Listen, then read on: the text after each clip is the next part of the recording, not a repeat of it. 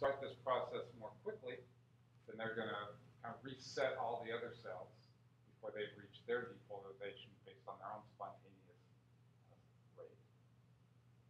So what sets the pace of growth?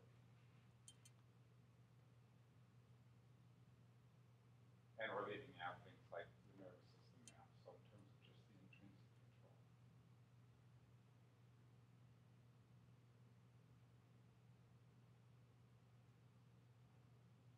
Give you SA and AD.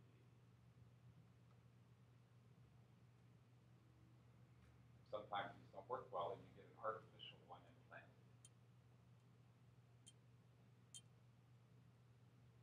And you're asked not to go too close to the microwaves, like there's some kinds of airport screening gear if you have one of these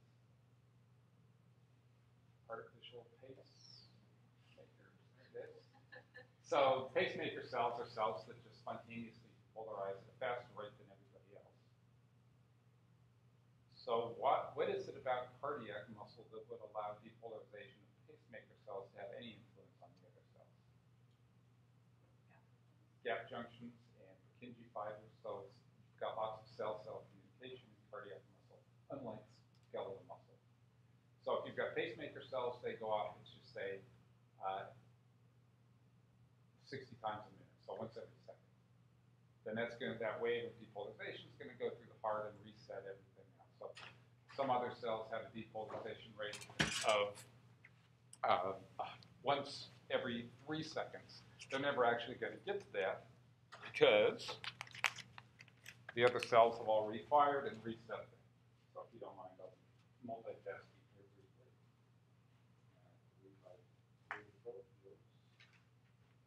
Add your second. Oh yeah, sure, go for it.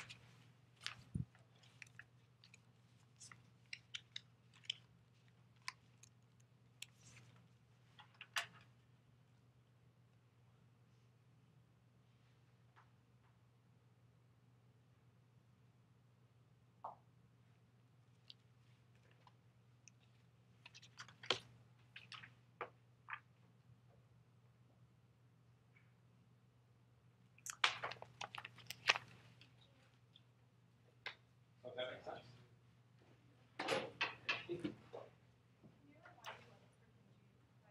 Oh, sure. So I'll probably have a diagram right here. The Purkinje fibers are specialized muscle cells that run through the heart. And what they do is, rather than having, say, a wave of depolarization that starts at this end of the ventricle and then goes down that way, which wouldn't be very helpful if you're just driving blood into the apex of the heart, it moves the action potential quickly through here to down the Purkinje fibers and starts a wave of depolarization up from the bottom. So that way things are oriented in a way to contraction in a way that propels blood out. This is essentially insulated. So we talked about gap junctions and how you have a pacemaker cell. You can go from cell to cell to cell to cell to cell. That's regulated in the heart. So rather than having a wave of depolarization, it starts at the SA node and goes all the way down. It starts at the SA node. We talked about AV block a little bit. There's a delay here before this is sent down Purkinje fibers. So that means the atria will contract first. Then there's a little bit of a delay, and then you'll get contraction from the apex of the heart back up. Does that make functional sense? You just want to get the blood out of the atria before you start contracting the ventricles. And the Purkinje fibers help you coordinate movement in a way that makes the heart effective at pumping out blood.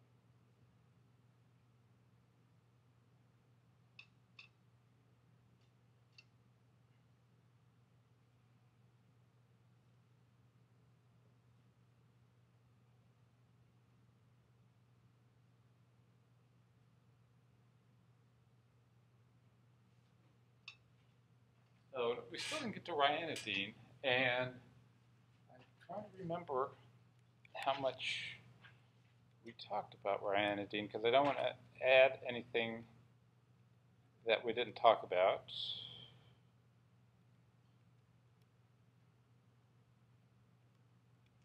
There's a question on the study guide that asks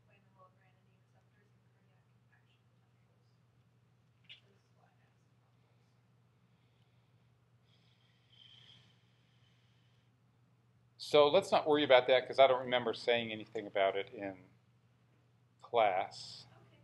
So it's probably better to do that rather than just answer it here. And it's funny, I don't see anything about it in my slides. We will.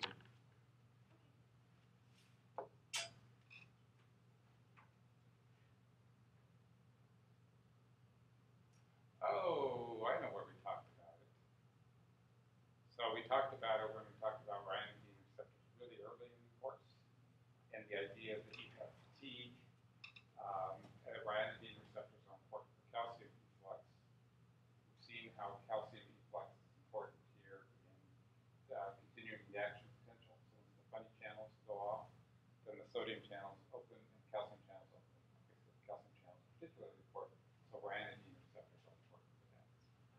And context in the muscle paper, the ryanodine paper, was fatigue as an example of dysfunction of ryanodine receptors from continued use, and how hearts don't really get a chance to recover the same way that skeletal muscle. That's probably the right example. But still, I don't think, I wouldn't, if I saw that, looking at the study guidance, writing an exam question, I don't think I would ask that, because we didn't emphasize that later.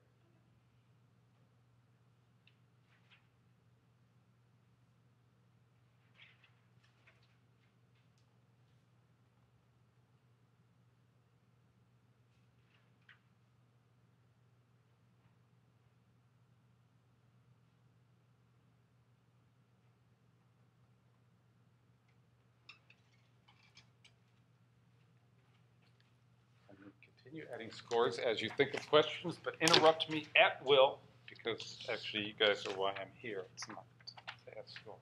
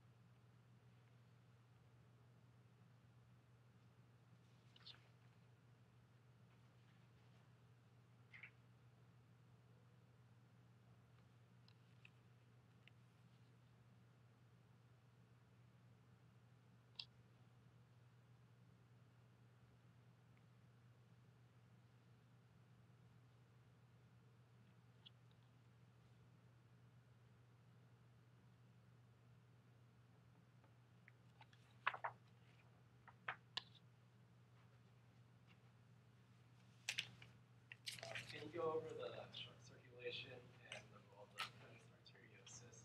The conus? Sure. So if I were to draw the sharp circulation, one of the nice things about comparative anatomy is that, well, it's pretty similar. In fact, it's kind of schematically drawn the same way we draw mammalian circulation. So I'm just going to do that above here. So we have 4 chambers, but they're not exactly the 4 chambers that we had before. There's still an open sinus venosus, which would get reduced to just a pacemaker population of cells in mammals. With single undivided atrium, single undivided ventricle, and here's the conus arteriosus. And one of the challenges that sharks have is because they have a single circulation, they don't have a separate pulmonary and systemic circuit. In fact, they don't have pulmonary circulation at all. Their respiratory organ is just in line with everything else. So, something like this. And I'm not going to draw both sides, we'll just pretend it's on one side.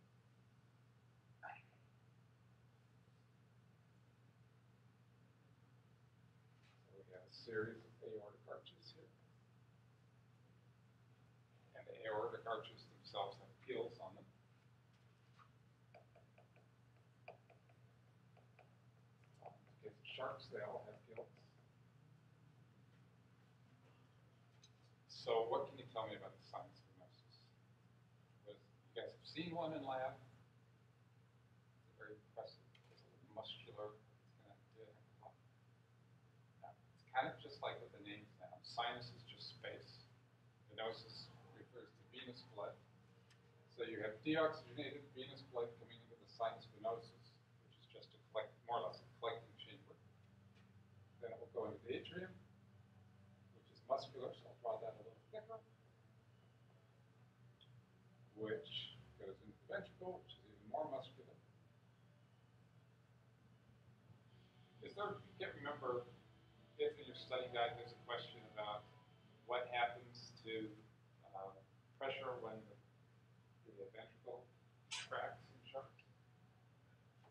There might have been something about it being encased in a bony box or a cartilaginous box. Maybe that's in the lab. Sorry. Nope, no worries. Do you guys remember that? I think it might have been the lab, but I wouldn't mind going over it again. Okay, well, I'll mention it again since we did it in lab more than lecture. That particular aspect is not going to figure on the exam. But here.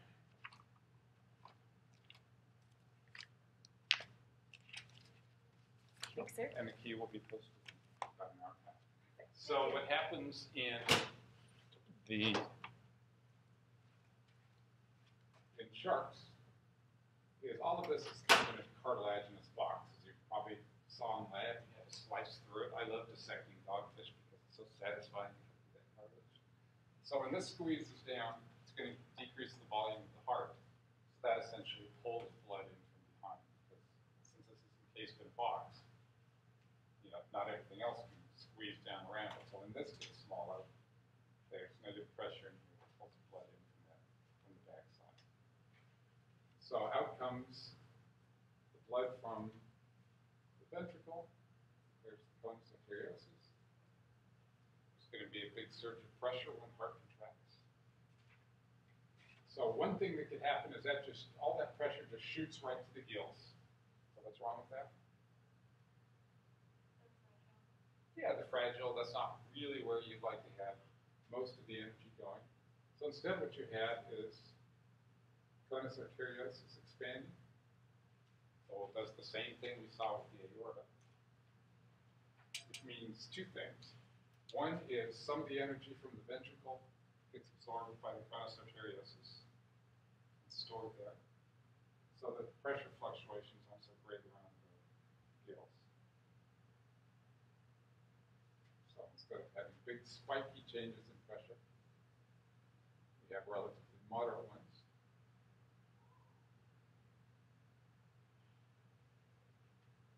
And the other thing that happens is after the ventricle squeezes, remember I said there's negative pressure in here. What would tend to happen is we would just suck the blood back, which would be terrible. Or even if you had a valve there, pressure would tend to drop to zero unless there was something elastic in here. Since there is something elastic, the conus arteriosus and other vessels, then you continue to push blood through there, even when the heart's relaxed. So when we were talking about countercurrent exchange in fishes, one of the things we said is that water flow is continuous and unidirectional. Turns out the blood flow is too. So that makes